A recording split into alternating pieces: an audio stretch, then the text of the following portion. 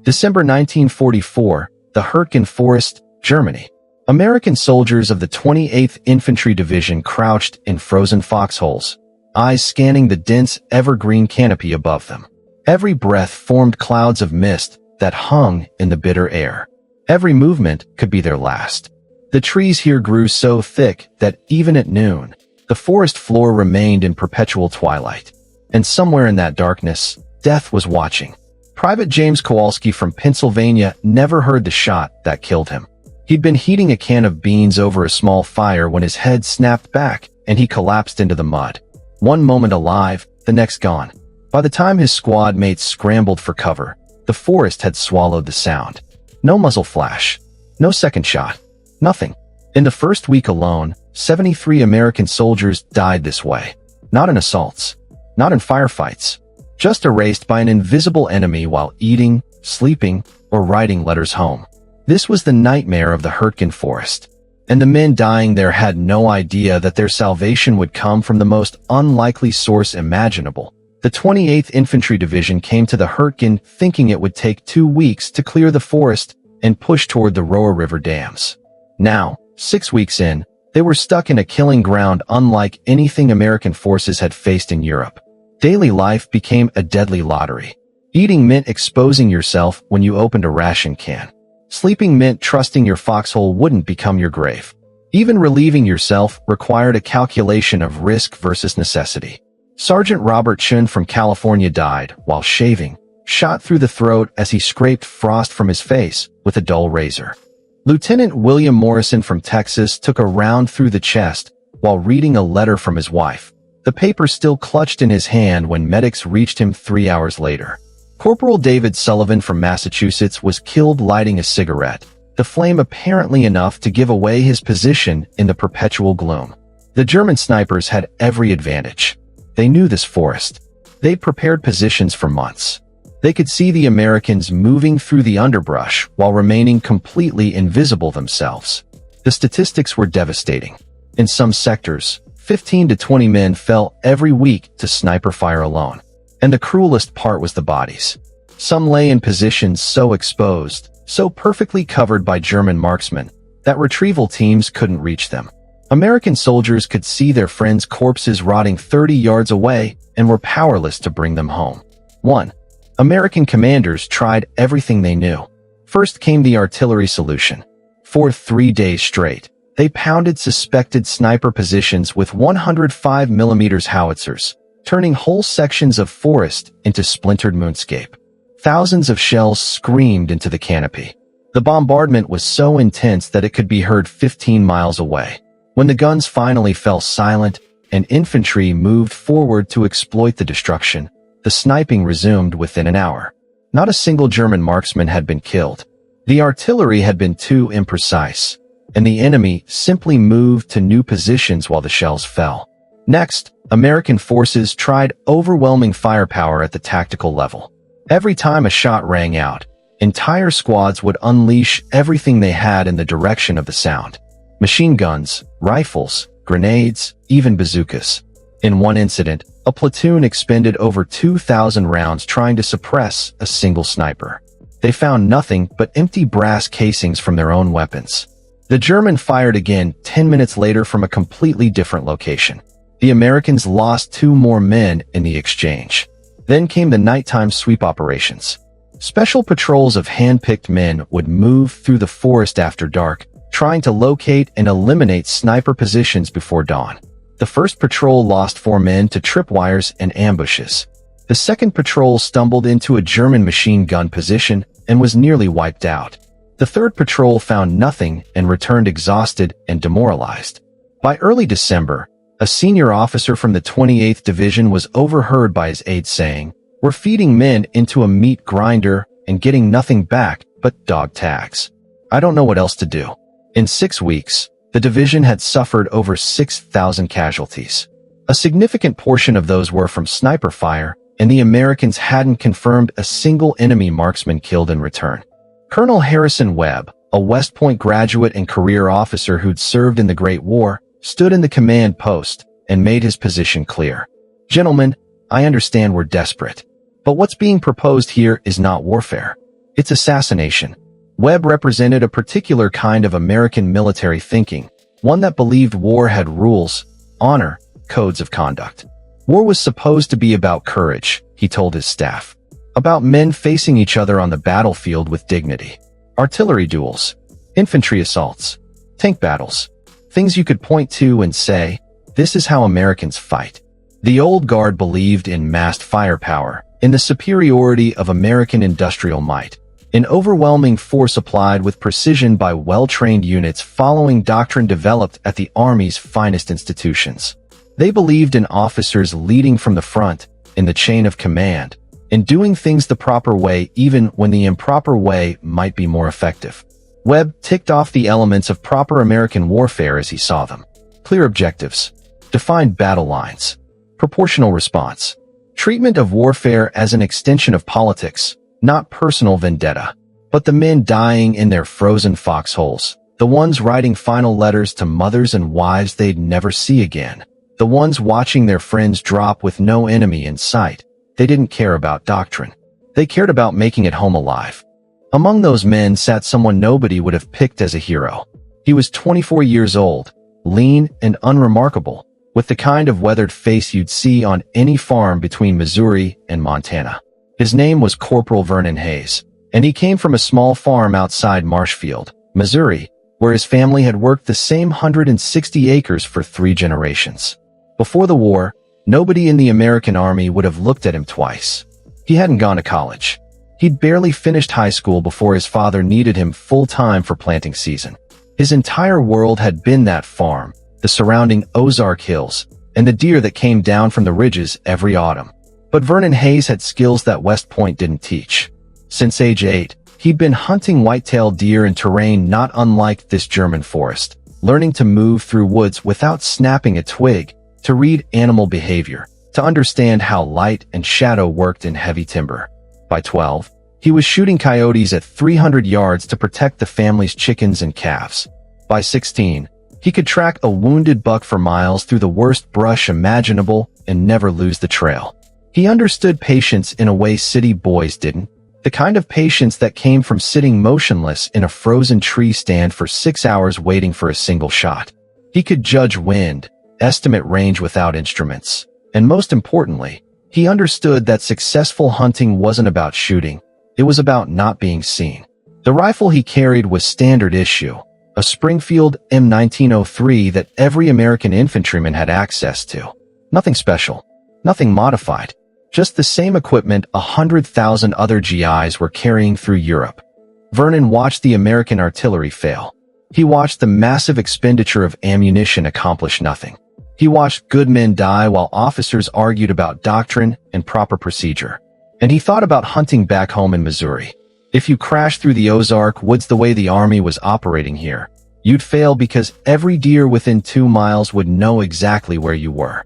The noise, the movement, the smell of men and equipment, all of it would send game running before you ever got close. The only way to succeed was to become part of the landscape, to move when the wind moved, to stay still when everything else was still, to think like the animal you were hunting and position yourself not where they were, but where they were going to be. Vernon looked at the Hürtgen Forest through a hunter's eyes and saw what the West Point graduates had not. The problem wasn't firepower or manpower or tactics in the conventional sense. The problem was that American forces were approaching this like a military operation when it required the mindset of a predator. The forest floor, the dense canopy, the limited sight lines, the way sound behaved in the cold air, it was all remarkably similar to the heavy timber back home. The German snipers were behaving exactly like smart white-tails, letting danger pass by their position, never showing themselves until the perfect moment, then disappearing before anyone could react. He realized something that the division commanders had not, something that all their training and experience had actually prevented them from seeing. This was not a job for American military doctrine. This was a job for a Missouri deer hunter. Vernon Hayes did not ask permission. On December 7th, he told his squad leader he was going out alone and wouldn't be back until dark. Then he spent 2 full days preparing in ways that would have seemed insane to a traditional soldier, but made perfect sense to someone who'd spent half his life in the woods. First, he studied the patterns.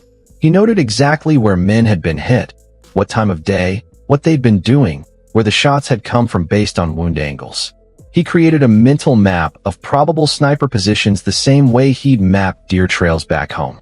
Second, he modified his appearance using only natural materials. He took mud and rubbed it into every piece of exposed equipment that might reflect light. He broke up the outline of his helmet with small branches. He moved in the early morning when his breath wouldn't give away his position as obviously. Third, he positioned himself not where the enemy was, but where they would need to be to cover the most likely American routes. He thought like a German sniper would think, identifying the perfect hide that offered maximum visibility with maximum concealment. Fourth, he made his own position look like nothing at all. Not camouflaged like a military position, but genuinely unremarkable. Just another shadow among shadows, another fallen log, another patch of disturbed snow that could mean anything or nothing. And fifth, he practiced remaining absolutely motionless for hours at a time, the way he'd learned waiting for dawn to break over a Missouri ridge with a big buck feeding below. Before he took his first shot, Vernon Hayes spent 16 hours across those 2 days doing nothing but watching and learning, understanding the rhythm of this particular piece of forest, becoming part of it. December 9, 1944. Vernon had been in position since 4 in the morning, hidden in a small depression 30 yards off a trail American patrols used regularly. At 10:15, he saw a movement in the tree line 240 yards to his northeast. Just a flicker, a shape that didn't quite match the surroundings. A German sniper was settling into position to cover the trail, exactly as Vernon had predicted he would. Vernon's mind calculated distance, wind drift, the slight downward angle of the shot. He thought about his father teaching him to shoot when he was 9 years old, standing in a Missouri cornfield with a .22 rifle, learning that the moment between deciding to shoot and actually shooting was where most men failed. Patience, breath control, trigger press, not trigger pull. Just like his grandfather had taught his father, and his father had taught him, on that same farm where generations of Hayes men had learned to feed their families through marksmanship. The rifle cracked once.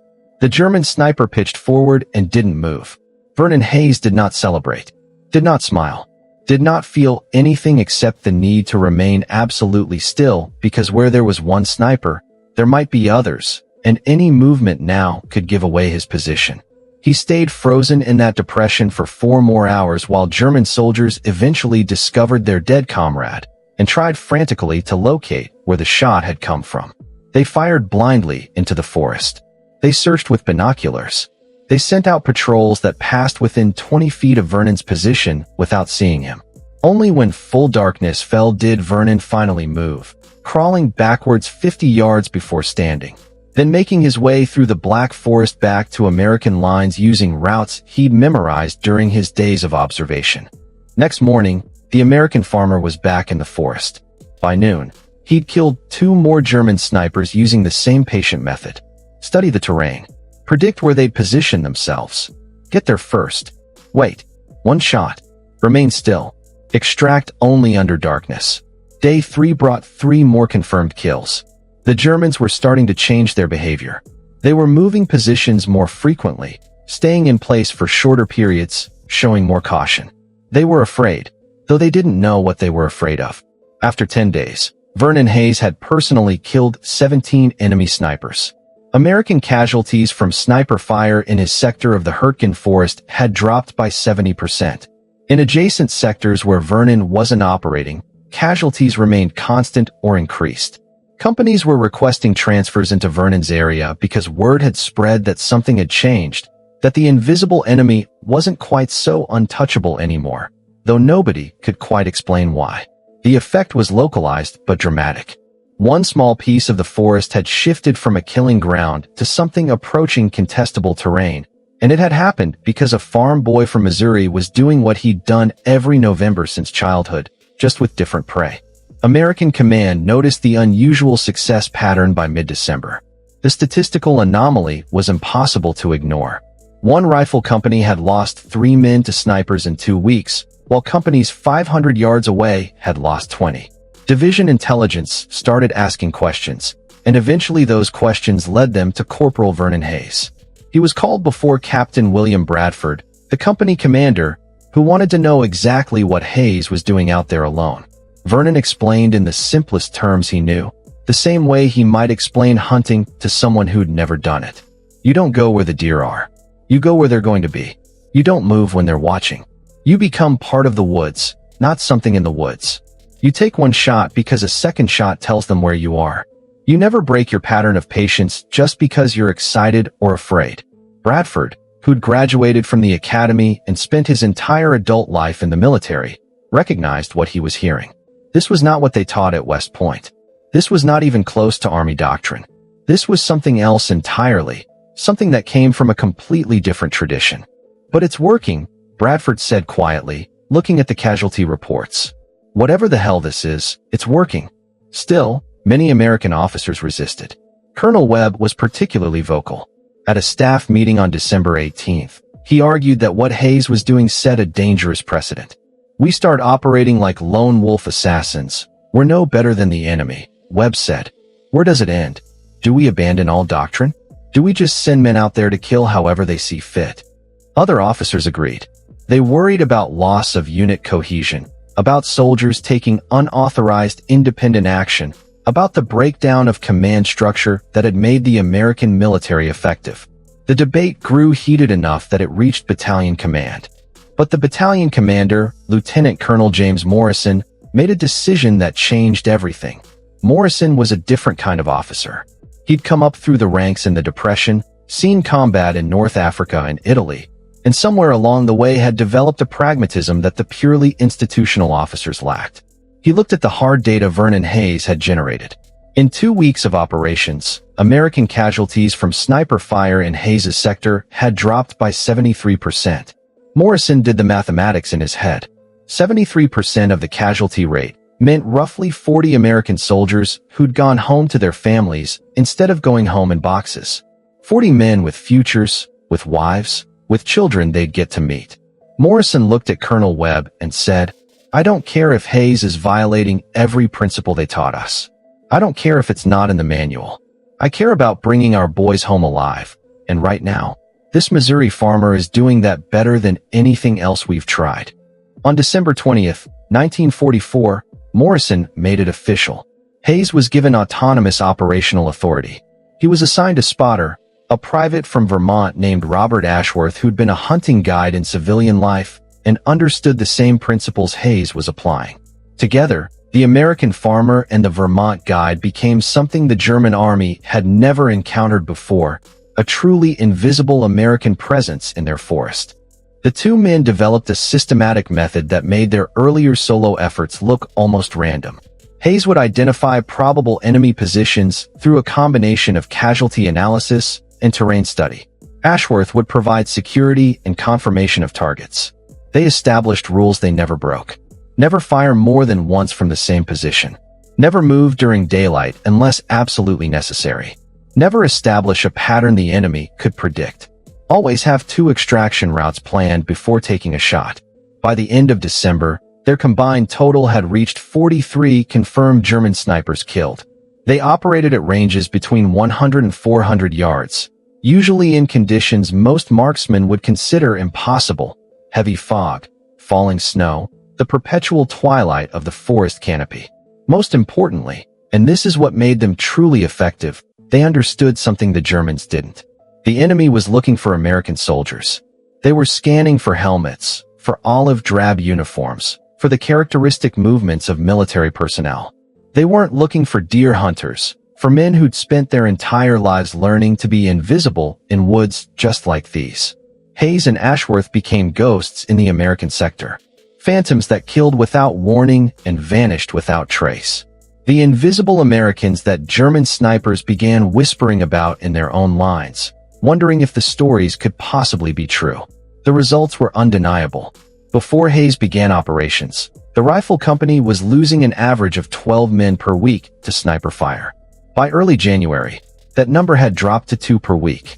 The contrast with unprotected positions was stark. Companies operating 2 miles north, beyond Hayes' range, were still experiencing the same devastating losses they'd suffered in November.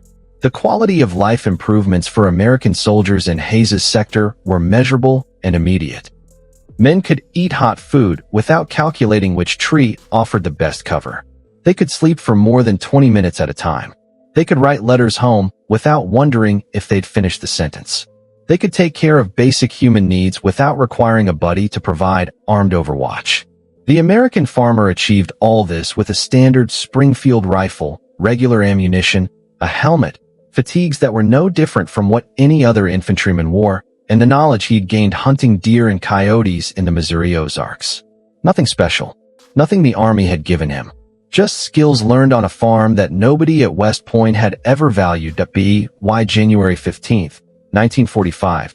Vernon Hayes was killing 3 enemy snipers every single day. Some days 4. Some days 5. The pace was relentless and sustainable because he'd turned it into a system, a methodology that was replicable and predictable from his end, while remaining completely unpredictable to the enemy. And the German snipers still had no idea who was firing. They knew someone was hunting them. They knew the Americans had developed some new capability. But they didn't know it was one man, a 24-year-old corporal from a farm in Missouri who'd never wanted to be a soldier in the first place. The count was approaching 100 confirmed kills, each one verified by American intelligence, each one representing a German marksman who would never kill another American soldier. And Vernon Hayes remained as invisible to military recognition as he was to enemy observation. WWII January 20th. The numbers told a story that even the most doctrinaire officers couldn't ignore. American casualties from sniper fire in Hayes's operational area had dropped by 86% from their November levels. Before Hayes, the company was losing 14 men per week on average to enemy marksmen. Now they were losing 2. In the adjacent sector, where no comparable countermeasure existed. The 110th Infantry Regiment lost 37 men to snipers in the same 3-week period. The psychological shift among American soldiers was equally dramatic. Men who'd been requesting transfers out of the Hürtgen were now requesting transfers into Hayes's sector. They called it the safe zone, though it was only safe in relative terms. Word spread through American ranks about an unnamed guardian, a ghost who was turning the tables on the German snipers who'd terrorized them for months. Some claimed it was a whole team of elite marksmen. Others swore it was a single supernatural figure who could see through trees and shoot through fog. The mythology built on itself until Vernon Hayes became a legend without anyone knowing his actual name. On January 23rd, Lieutenant Colonel Morrison made the decision to expand the program. He initiated a training effort, pulling 12 American soldiers from various companies, men who'd been hunters in civilian life, who understood woods and patience and the psychology of predators. Hayes became their teacher, a role that seemed absurd on its face. A corporal with a 9th-grade education teaching tactics to men who included a college graduate and 2 former state police officers. But what Hayes taught couldn't be found in any manual. He taught them pattern recognition, how to read the forest the way you'd read a newspaper, identifying the small inconsistencies that revealed human presence. He taught them patience, the discipline to wait 6 hours for a shot that would take 6 seconds. He taught them how to think like their prey, to understand that German snipers were smart, experienced, and hunting them just as surely as they were hunting the Germans. He taught them the principles he'd learned hunting whitetail in Missouri. Wind is everything. Movement draws the eye. Backgrounds matter more than camouflage, and the moment after your shot is more dangerous than the moment before. The Missouri farmer became a teacher in the same way he'd become a soldier, reluctantly but effectively. By February 1st, all 12 students had been deployed to different sectors of the American line in the Hürtgen. Each one used the same methods Hayes had pioneered. None were as effective as Hayes himself, that required a lifetime of experience that couldn't be taught in 2 weeks, but each one made a difference. The system-wide statistical improvement across American forces in the forest was measurable. Casualties from sniper fire dropped by 31% in areas where Hayes's students operated. Not as dramatically as in Hayes's own sector, but enough to save dozens of American lives over the brutal winter months. The farm boy who just wanted to do his duty and go home had accidentally created a doctrine that would outlive him. The German command noticed the pattern by late January. Their snipers, some of the best trained marksmen in the Wehrmacht, were dying at rates that made no tactical sense. These weren't men caught in artillery barrages or killed in firefights. These were precision killers being killed with precision, and the German officers couldn't understand how. Their own capabilities were exceptional. Many German snipers had confirmed kills in the hundreds, men who'd survived the Eastern Front, who'd operated in Stalingrad and Kursk, who knew every trick of the trade. Yet somehow an American, someone operating in their forest, in terrain they'd prepared for months, was systematically eliminating them. The situation was unacceptable. On February 3rd, German command made a decision. They brought in Hauptmann Klaus Becker, known to the Americans who'd encountered his work as the Butcher of Bastogne. Becker had 147 confirmed kills against American and British forces. He'd never missed a target he'd committed to. He'd never been located by counter-sniper efforts. He was, by any measure, one of the finest marksmen Germany had produced in the war. His mission was specific and simple: find the American, kill the ghost, make the invisible visible, and then make it dead. Becker approached the problem the way any expert hunter would. He studied the patterns of German casualties, mapping each death, analyzing the angles of fire, the times of day, the weather conditions. He identified Hayes's operational sector with precision, a roughly 2-square-mile area of forest where German snipers went to die. On February 7th, Becker established his position 400 yards from a trail junction that American patrols used regularly, a spot that offered excellent observation and multiple escape routes. Then he waited. For 3 days he saw nothing unusual. American soldiers moved through the forest in their typical patterns. The usual activity of a rifle company in defensive positions. No sign of the ghost. No indication of the American super sniper that his commanders insisted was operating in this exact area.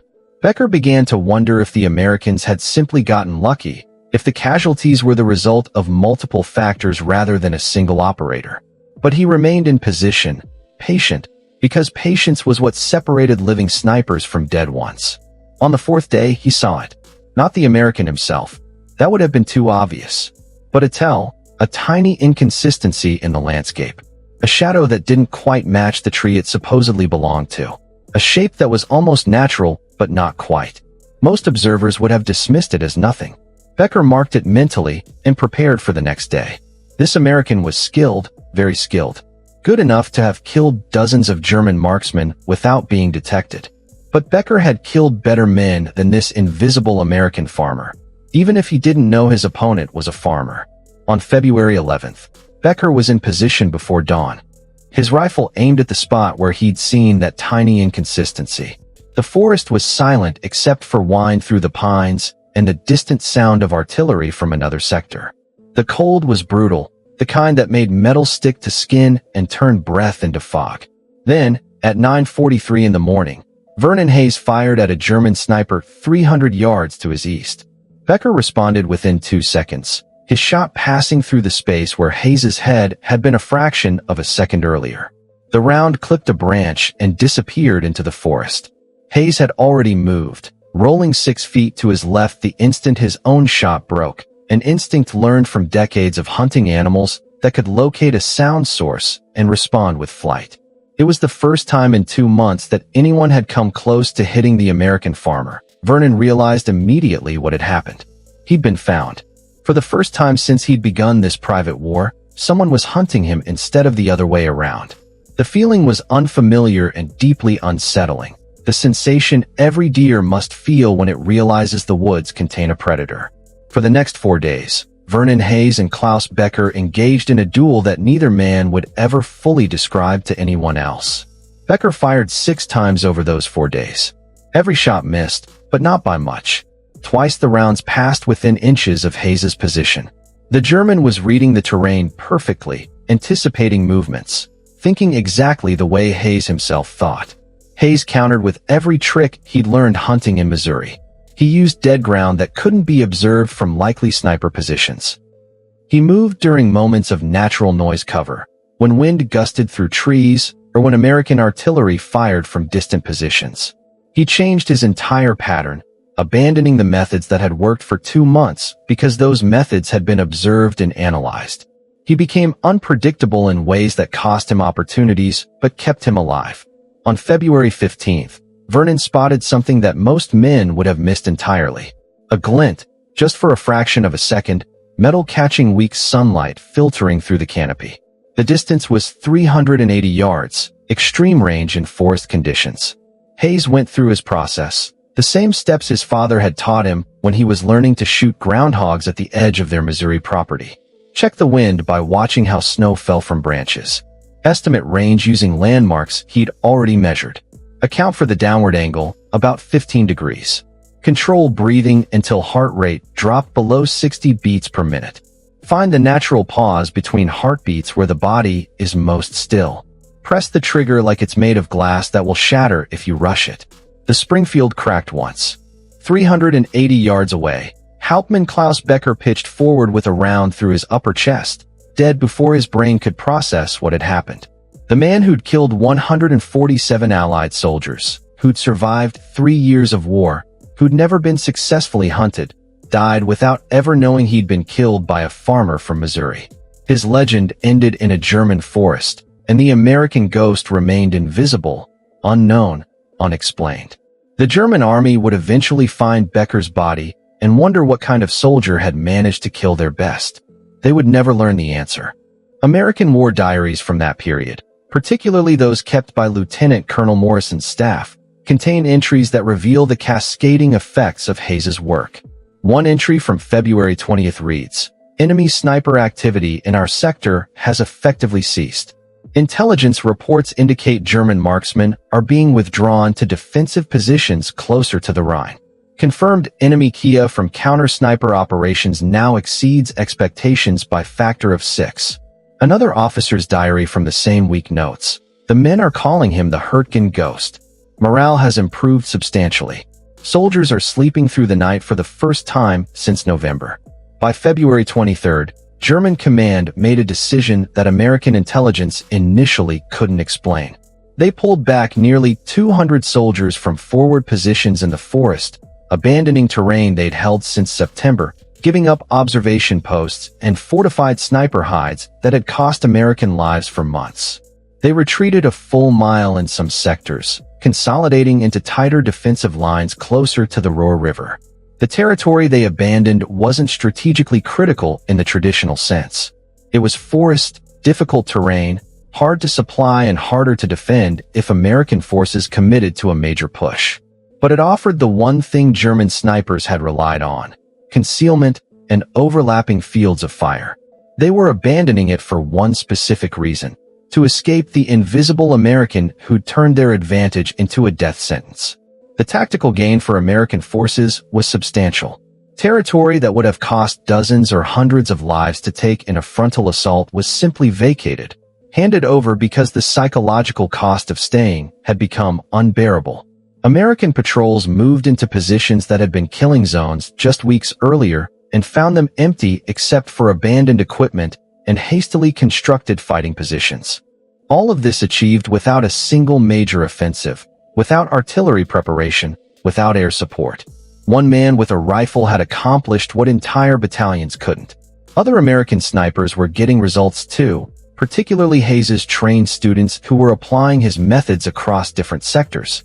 The average American sniper in the European theater was achieving about 12 confirmed kills over the course of the entire campaign.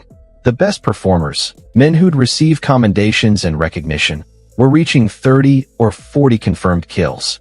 Vernon Hayes's official count, verified by intelligence officers and backed by physical evidence, stood at 150 confirmed kills.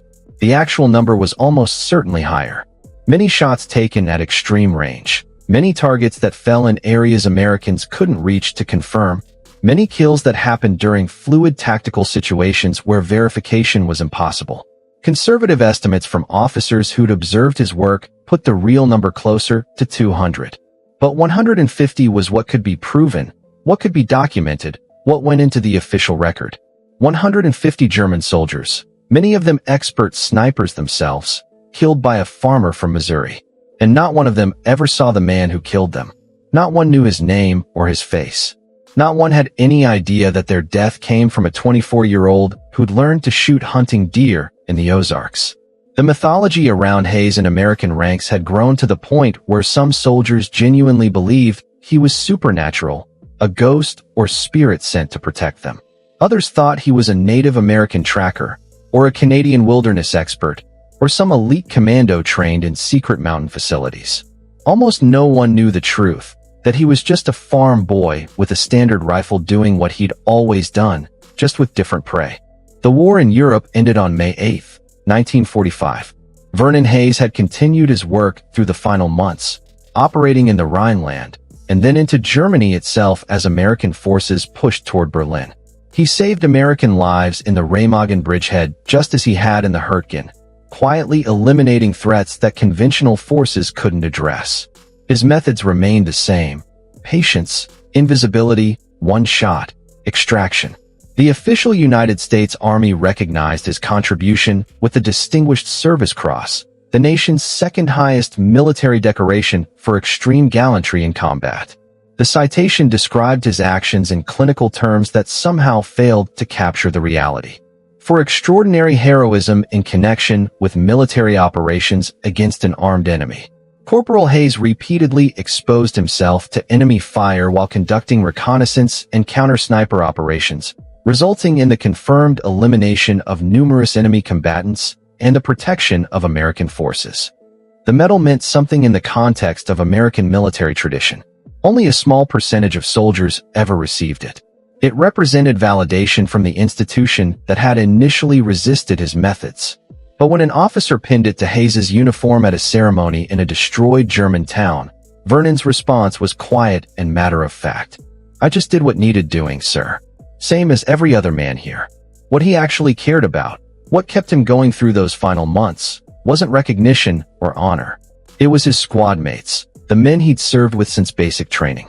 It was the replacement soldiers who arrived scared and young and needed someone to show them how to stay alive. It was the idea of home, of his family's farm in Missouri, of a life where he wouldn't have to think about killing ever again. The war ended and Vernon Hayes began the long journey back to America. He was 25 years old. He'd served 2 years and 4 months with the United States Army, most of it in combat. The American farmer who had killed 150 enemy soldiers, who had changed the tactical situation in multiple theaters, who had saved countless American lives through methods no military academy had ever taught, wanted nothing more than to return to his farm in Missouri and forget. He arrived back in Marshfield in June of 1945, stepping off a bus at the same depot he'd left from in 1943. The town had a small celebration for returning veterans, a parade and a ceremony at the courthouse where the mayor gave a speech about sacrifice and service. Vernon attended because it would have been rude not to, but he stood in the back and left as soon as it was polite to do so. He didn't talk about the war. When people asked, he said he'd been in Europe, done his job, and come home. That was all. The farm was waiting for him, and that was all he wanted. Back on his Missouri farm, the American tried to rebuild the life he'd left behind. He worked the fields his family had worked for generations, planting corn and soybeans, mending fences, caring for the small herd of cattle his father had maintained through the war years. The work was hard and physical, starting before dawn and ending after dark during planting and harvest seasons. The Ozark weather was unforgiving, alternating between drought and flood, heat that cracked the earth and cold that froze equipment solid. Vernon never complained. He went to Sunday services at the same church he'd attended as a child. He showed up at town socials when expected. He was polite to everyone and close to no one. When other veterans gathered at the American Legion Hall in Marshfield to swap stories and process what they'd been through, Vernon made excuses. When someone at the feed store asked about his service, he changed the subject to crop prices or equipment. At a town dance in the summer of 1946, a young woman asked if he'd seen much action overseas, and Vernon told her he'd mostly been behind the lines doing supply work, then walked away before she could ask follow-up questions. The lie came easily because the truth was impossible to explain. The Missouri farmer, who had killed 150 enemy soldiers and saved countless American lives, wanted only to be left alone to work his land and pretend the war had happened to someone else. Years passed slowly in the rolling hills around Marshfield. Vernon tried to build a normal life. He courted a girl from a neighboring farm for 6 months in 1947, a kind woman named Sarah who taught elementary school and wanted children and a stable home. The relationship ended when she told him she needed someone who could talk to her, who could let her in, who wasn't staring at the tree line every time they sat on the porch in the evening. The war had changed him in ways he couldn't articulate and she couldn't understand. He slept poorly, waking at the smallest sounds. He couldn't sit with his back to a door. He found himself automatically cataloging sight lines and fields of fire in every building he entered. Loud noises made him flinch in ways he couldn't control. He had dreams where he was back in the Hürtgen Forest, where the trees never ended and the shadows always hid something watching. The skills that had kept him alive overseas, the constant vigilance, the ability to spot threats before they materialized, the hunter's awareness of everything around him, now made life on the American farm exhausting. He couldn't turn it off. Every crow taking flight was a potential danger. Every car backfiring was incoming fire. Every stranger approaching was a threat to be assessed and categorized. While the farmer struggled in small-town Missouri, the techniques he'd pioneered were transforming United States military practice.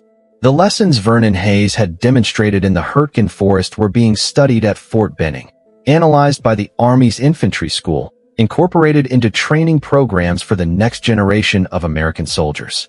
Officers who'd witnessed his effectiveness wrote after-action reports that became case studies. The methods he'd used, moving slowly, positioning based on prediction rather than reaction, using natural concealment instead of artificial camouflage, maintaining absolute fire discipline, thinking like the enemy, were being codified into official United States Army doctrine. By 1948, everything the Missouri farmer had learned hunting deer and coyotes on his family's land was now standard instruction in American military sniper training. Army instructors at Fort Benning taught fieldcraft principles that came directly from Hayes's operations, though many didn't know the origin. They taught patience and observation. They taught that successful sniping was 90% preparation and 10% shooting. They taught that the best position was one that looked like nothing at all. Sometimes these lessons were explicitly credited to operations in the Hürtgen Forest, winter 1944 to 45. More often they were presented as timeless principles of marksmanship and fieldcraft, with no attribution to the farm boy who'd figured them out by hunting whitetail in the Ozarks. The ghost from Missouri had changed American warfare forever, created a template that would influence military sniping for generations. United States Marine Corps Scout Sniper training adopted similar principles. Special Operations Forces studied his tactics. But while military historians celebrated the innovations that came out of the Hürtgen campaign, the American public had no idea who Vernon Hayes was. He never wrote a book about his experiences. He never gave interviews to American newspapers or magazines. He never sought recognition or tried to capitalize on his wartime service. When a writer from a St. Louis newspaper tracked him down in 1952 wanting to do a story about local war heroes, Vernon refused to talk and asked to be left alone. His neighbors in Marshfield knew he'd served. They knew he'd been in Europe. Most assumed he'd been an ordinary infantryman who'd seen some combat and come home, same as thousands of other men from Missouri.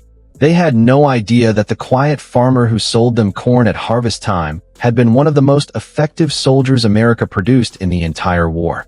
Vernon Hayes died on March 14, 1963, at age 43. The cause was a farming accident, a tractor rollover on a steep hillside on his property. He was alone when it happened. By the time a neighbor found him that evening, he'd been dead for hours. The Marshfield newspaper ran a small obituary noting that Vernon Hayes, local farmer and World War II veteran, had died in an accident on his farm. Services would be held at the Methodist Church. The funeral attracted maybe 30 people, mostly neighbors and a few distant relatives. There were no military honors, though Vernon had been entitled to them. His family hadn't thought to request them, and Vernon had never talked about his service in ways that would have suggested they were appropriate. The American farmer who had killed 150 enemy soldiers and changed military doctrine, who had saved hundreds of American lives through methods that West Point never taught, was buried in the small cemetery outside Marshfield. It was a simple grave with a simple stone that listed his name, his birth and death dates, and the words "beloved son." A handful of people from town attended, paid their respects, and went home. Most of America never knew what they had lost. The obituary didn't mention the Distinguished Service Cross. It didn't mention the Hürtgen Forest. It didn't mention anything that would have indicated Vernon Hayes was anything other than an ordinary man who'd lived an ordinary life. None of the 150 enemy soldiers' families ever learned the name of the American who killed their sons. They received notices that their loved ones had died in combat, in service to Germany, in a forest far from home. They never knew it was a Missouri farm boy who'd ended those lives, one careful shot at a time, using skills learned hunting deer in the Ozarks. But the American farmer's legacy lived on in ways he never saw and probably never would have wanted. The United States military continued teaching the methods he'd pioneered. Sniper schools studied his approach to fieldcraft, his emphasis on patience over aggression, his understanding that invisibility was more valuable than marksmanship. They analyzed the three core principles he'd demonstrated. Know the terrain better than the enemy, predict behavior instead of reacting to it, and never sacrifice concealment for a shot that isn't certain. Modern American snipers, Army Rangers and Marine Scout snipers and Navy SEALs, learned techniques that trace their lineage directly back to Vernon Hayes, though his name rarely appeared in the training materials. The principles were sometimes called Hayes Principles in certain military circles, among instructors who knew the history. More often they were just presented as fundamental truths of the sniper's craft, origins lost to time and institutional memory. These ideas that came from hunting whitetail deer on a Missouri farm, from learning patience in a tree stand waiting for dawn, from understanding how animals think and move and react to danger, were now fundamental to American military doctrine. The knowledge had spread globally through American military training programs. Allied nations that sent soldiers to train with American forces learned the same methods. Special operations units around the world studied case files from the Hürtgen Forest, analyzing how one man with a standard rifle had achieved results that seemed impossible. American Special Operations Forces considered Hayes a pioneer, one of the first to demonstrate that unconventional approaches, drawing from civilian hunting traditions rather than military doctrine, could be more effective than anything taught in formal schools. The story of this American farmer teaches us something important about where solutions come from and who we should listen to when conventional wisdom fails. The greatest solutions often come from unexpected places, from people the institutions overlook or dismiss. American military commanders thought they knew how to fight in the Hürtgen Forest. They had West Point educations and decades of experience. They relied on overwhelming firepower, on massed artillery, on the industrial might of the American war machine, on tactics proven in North Africa and Italy and across the Pacific. None of it worked. The German snipers kept killing American soldiers, and all the doctrine and training and institutional knowledge in the world couldn't stop it. Then a simple American farmer from Missouri showed them a different way. He didn't need expensive specialized training. He didn't need a West Point education or advanced equipment or elite unit assignment. What he needed was patience learned sitting in frozen tree stands waiting for deer, understanding of terrain and animal behavior gained from a lifetime in the Ozarks, and the kind of practical wisdom that comes from actually doing something rather than studying theory about it. The lesson applies far beyond military operations. Sometimes the person with the fancy credentials isn't the one who solves the problem. Sometimes it's the person everyone underestimated, the one with practical experience instead of theoretical knowledge, the one who sees the situation clearly because they're not blinded by institutional assumptions about how things are supposed to work. The American farmer's story also reminds us that true heroism doesn't always seek attention or recognition. Some of the men who received parades and medals and front-page headlines in American newspapers did brave things, certainly, but their heroism was visible and celebrated. Other men, like Vernon Hayes, saved hundreds of lives and changed the course of battles and never wanted anyone to know their names. There's something profound in that contrast. The ones who got public recognition weren't necessarily the ones who had the greatest impact. The farmer who killed 150 enemy soldiers, who saved countless American lives, who revolutionized United States military doctrine and created techniques still taught today, did it all while remaining invisible. Invisible to the enemy, which was tactical necessity, but also invisible to American history, which was personal choice. He accomplished more than most generals, affected more outcomes than most celebrated heroes, and wanted nothing except to return to his farm in Missouri and be left alone. Both forms of invisibility mattered to him equally. He understood something that the glory seekers never grasped, that the work itself was the point, that saving his fellow soldiers was its own reward, that real heroism doesn't require an audience. Today, when American soldiers train as snipers at Fort Benning or Camp Lejeune, or any of the military schools that teach advanced marksmanship, they're learning lessons that trace back to a Missouri farm. They're studying principles of fieldcraft and patience that Vernon Hayes learned hunting deer with his father and grandfather. When they practice predicting enemy behavior instead of just reacting to it. When they learn that concealment matters more than camouflage.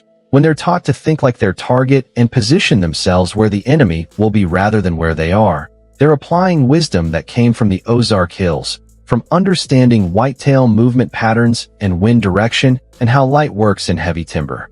When United States Marines and Army Rangers practice advanced fieldcraft, learning to remain motionless for hours, to become part of the landscape rather than something imposed on it, to read terrain the way Vernon read the forest around his family's land.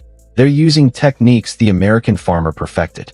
Every principle came from the same source, a childhood spent hunting for the family table, a young man's understanding that successful hunting was about patience and prediction, not just marksmanship. The American farmer who wanted nothing but to go home to Missouri and forget the war instead became immortal in the methods that protect American soldiers today. His name might have faded from public memory, buried in that small cemetery outside Marshfield, but his knowledge lives on in every sniper school, every field manual, every young soldier learning that sometimes the old ways, the hunting traditions passed down through generations of American families, matter more than anything a military academy can teach. Perhaps that is the deepest truth of this American story, the one that matters most when we think about effectiveness and excellence, and where real capability comes from. The most deadly warriors don't always come from West Point or elite training programs or special operations selection courses. Those institutions produce capable soldiers, certainly, but they don't have a monopoly on excellence. Sometimes the most effective fighters come from unexpected places. Sometimes they're the ones who grew up hunting to put food on the table, the ones who learned patience because survival required it, the ones who understood terrain and weather and animal behavior because their families had worked the same land for generations, the ones who knew what it meant to sit motionless in freezing cold waiting for a single opportunity. The Missouri farmer who became a ghost in the Hürtgen Forest. The American who killed 150 enemy soldiers, and none of them ever knew his name or saw his face, or had any idea that their death came from a farm boy who'd learned to shoot hunting deer in the Ozarks. The man who proved that American practical wisdom, the kind learned on farms and in forests and through generations of passing down knowledge about how to read the land and understand animals, mattered more than formal military training when the situation demanded it. The hunter who changed American warfare forever by applying lessons his grandfather taught him, by thinking like a deer hunter instead of a soldier, by trusting the wisdom of rural America over the doctrine of military institutions. And then, when it was over, he quietly returned to his Missouri farm, never seeking recognition, never writing his memoir, never appearing on radio programs or giving interviews or accepting speaking fees. He was content to let his legacy live in the American soldiers he saved rather than in personal fame or historical recognition. Vernon Hayes understood what many heroes never grasped, that the work itself was enough, that saving lives was its own reward, that true excellence doesn't require public acknowledgement. He killed 150 soldiers, and none of them had a clue who was firing. He saved hundreds of American lives, and most of America never knew his name. And somehow, that seems exactly right for a man who spent his whole life preferring to be invisible, whether in a German forest or on a Missouri farm. The greatest American heroes aren't always the ones we celebrate. Sometimes they're the ones we never hear about at all.